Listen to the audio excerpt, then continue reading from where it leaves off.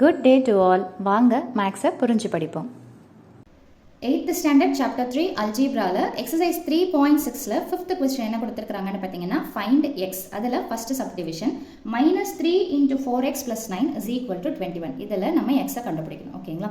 So எதை கண்டுபிடிக்கணுமோ அதை நம்ம ஃபஸ்ட்டு தனியாக்கணும். அப்போது இந்த இடத்துல பார்த்தீங்கன்னா இது 4x + 9 டுகெதராக ஒரு ப்ராக்கெட்டில் இருக்கிறதுனால தனியாக எந்த டேர்ம் இருக்குதுன்னு பார்த்தீங்கன்னா -3. ஸோ அப்போ இந்த -3யை ஃபஸ்ட்டு ஆப்போசிட் சைடில் எடுத்துகிட்டு போகிறோம். ஸோ -3 எடுத்துகிட்டு போகும்போது என்னவா மாறும் அப்படின்றத பார்க்கும்போது ஸோ -3க்கும் இதுக்கும், அதாவது இந்த டேர்முக்கும் நடுவில் என்ன ஆப்ரேஷன் இருக்குதுன்னு பார்த்தீங்கன்னா மல்டிப்ளிகேஷன். அப்போ அந்த மல்டிப்ளிகேஷனில் இருக்கக்கூடிய நம்பரை நம்ம ஆப்போசிட் சைடு எடுத்துகிட்டு போகும்போது என்னவா மாறும்னு பார்த்தீங்கன்னா டிவிஷன். ஸோ இப்போ ஃபர்ஸ்ட் ஸ்டெப் என்னென்னு பார்த்தீங்கன்னா 4x + 9 இந்த டேர்மை நம்ம அங்கே எடுத்துகிட்டு போகிறதுனால இந்த ப்ராக்கெட் போடணுன்ற அவசியம் கிடையாது, போட்டாலும் தப்பு கிடையாது. ஸோ இந்த இடத்துல என்ன இருக்குதோ அதை அப்படியே எடுத்து எழுதுங்க. 21 டிவைடட் பை இந்த 3 -3ன்றது ஆப்போசிட் சைடில் வரும்போது அதே -3 தான் வருமே தவிர +3 மாறாது. ஏன்னா நம்ம மல்டிப்ளிகேஷனை தான் டிவிஷனாக எடுத்துகிட்டு போகிறோமே தவிர -3ன்றத +3, அதாவது அடிஷன் சப்ட்ராக்ஷன் பேசிஸில் இது போகலை. மல்டிப்ளிகேஷன் ஆப்போசிட் சைடில் போச்சுன்னா டிவிஷன். ஸோ அடுத்த ஸ்டெப் என்ன அப்படின்னு பார்த்தீங்கன்னா 4x + 9 அப்படியே வச்சுக்கோங்க. ப்ளஸ் பை மைனஸ் ஆன்சர் என்ன வரும்னு பார்த்தீங்கன்னா மைனஸ். ப்ளஸ்ஸையும் மைனஸையும் நம்ம டிவைட் பண்ணோம்னா எதுவும் சிம்பிள் இல்லைனா ப்ளஸ்ன்னு அர்த்தம். ஸோ அப்போ ஆன்சர் என்ன வரும்னா மைனஸ். ஸோ 3 டேபிளில் 21 எத்தனை டைம்ஸ் போகும்னு பார்த்தீங்கன்னா 3 7s are 21. அடுத்தது 4xஐ அப்படியே வச்சுக்கோங்க. இந்த +9 ஆப்போசிட் சைடில் எடுத்துகிட்டு வரீங்க. ஸோ அப்போ என்ன வரும் அப்படின்னு பார்த்தீங்கன்னா 4x = அங்கே ஆல்ரெடி என்ன இருக்குதுன்னு பார்த்தீங்கன்னா -7. அப்போ இந்த +9 இங்கே பார்த்தீங்கன்னா இதுக்கும் நடுவில் என்ன ஆப்பரேஷன் அப்படின்னு பார்த்தீங்கன்னா அடிஷன் மட்டும்தான் இருக்குது. அப்போ அடிஷனும் போது அடுத்த பக்கம் போகும்போது என்னவா வரும்னா சப்ட்ராக்ஷனாக வரும். அதே இந்த இடத்துல பார்த்தீங்கன்னா -3க்கும் 4xக்கும் நடுவில் என்ன இருக்குதுன்னு பார்த்தீங்கன்னா மல்டிப்ளிகேஷன். அதனால தான் சிம்பிளை மாற்றாமல் அப்படியே டிவிஷனில் எடுத்துகிட்டு போகணும். இந்த இடத்துல அடிஷனில் இருக்கிறதுனால ஆப்போசிட் சைடில் போகும்போது சப்ட்ராக்ஷனாக மாறும். ஸோ அடுத்த ஸ்டெப் என்ன அப்படின்னு பார்த்தீங்கன்னா 4xஐ அப்படியே வச்சுக்கோங்க.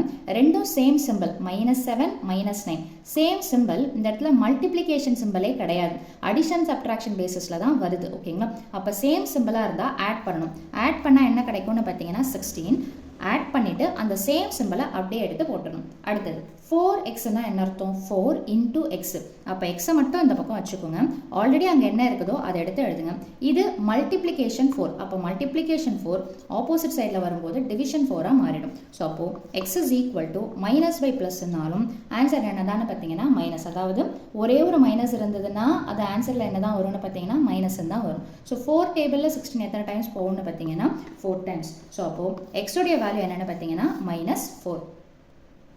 ஸோ இதில் செகண்ட் சப்டிவிஷன் என்ன அப்படின்னு பார்த்தீங்கன்னா 20 -2 × 5 - p. அதாவது இந்த 2 பார்த்தீங்கன்னா -2 பார்த்தீங்கன்னா 5 ஓடியும் மல்டிப்ளை ஆகும், -p ஓடியும் மல்டிப்ளை ஆகும், = 8. இதில் எதை கண்டுபிடிக்கணும்னு பார்த்தீங்கன்னா p அப்படின்ற வேல்யூவை கண்டுபிடிக்கணும். ஸோ போன சம் சொன்ன மாதிரியே தான் ஃபஸ்ட்டு இது எல்லாம் சேர்ந்து ஒரு டேர்மாக ஆகிடும். ஏன்னா இந்த இடத்துல பார்த்தீங்கன்னா இது தனியாக என்ன நிற்கிது அதை மட்டும் பாருங்கள். 20 மட்டும் தனியாக நிற்கிது. ஸோ அப்போ அதை ஃபஸ்ட்டு என்ன பண்ணுறோன்னு பார்த்தீங்கன்னா ஆப்போசிட் சைடு எடுத்துகிட்டு போயிடும். அப்போ மீதி இந்த டேர்மை அப்படியே எடுத்து எழுதுங்க. ஸோ என்ன இருக்குதுன்னு பார்த்தீங்கன்னா -2 பிராக்கெட்டில் 5 - p = அந்த இடத்துல என்ன இருக்குது 8. அதை முதல்ல எடுத்து போட்டுருங்க. ஸோ இதை தான் நான் இந்த பக்கம் எடுத்துகிட்டு போகிறேன். அப்போது இதுக்கும் நடுவில் என்ன ஆப்ரேஷன் இருக்குதுன்னு பார்த்தீங்கன்னா சப்ட்ராக்ஷன்.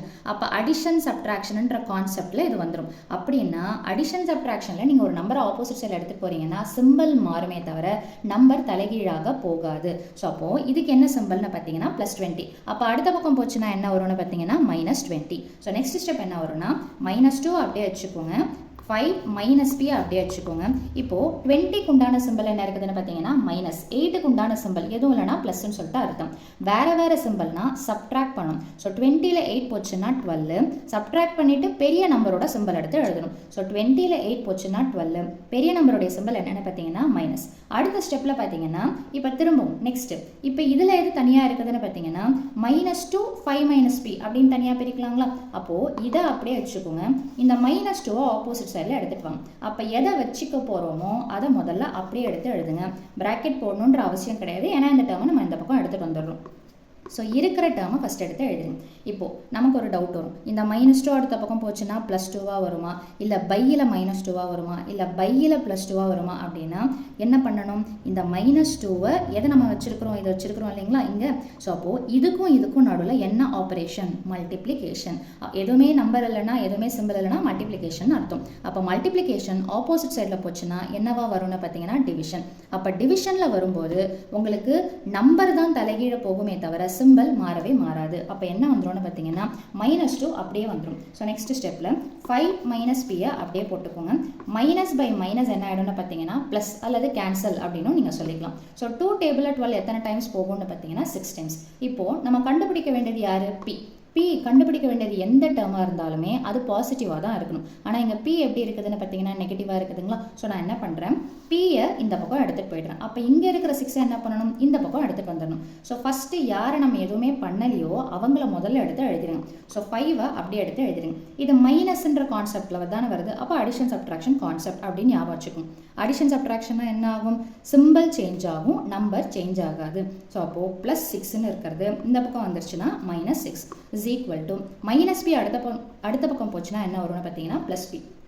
வேறு சிம்பிளுங்களா. ஸோ அப்போ 6ல் 5 போச்சுன்னா 1, பெரிய நம்பருடைய simple minus is equal to p. இதை ரீரைட் பண்ணி எடுத்து எழுதணும்னா therefore p is equal to என்னென்னு பார்த்தீங்கன்னா -1. ஸோ அவ்வளவுதான் இந்த சம்ஸோட சொல்யூஷன். மீண்டும் அடுத்த பதிவில் வேறொரு சம்மோட சந்திக்கிறேன். வீடியோ பயனுள்ளதாக இருந்ததுன்னா கண்டிப்பாக லைக் பண்ணுங்கள், ஷேர் பண்ணுங்கள், சப்ஸ்கிரைப் பண்ணுங்கள். தேங்க்யூ.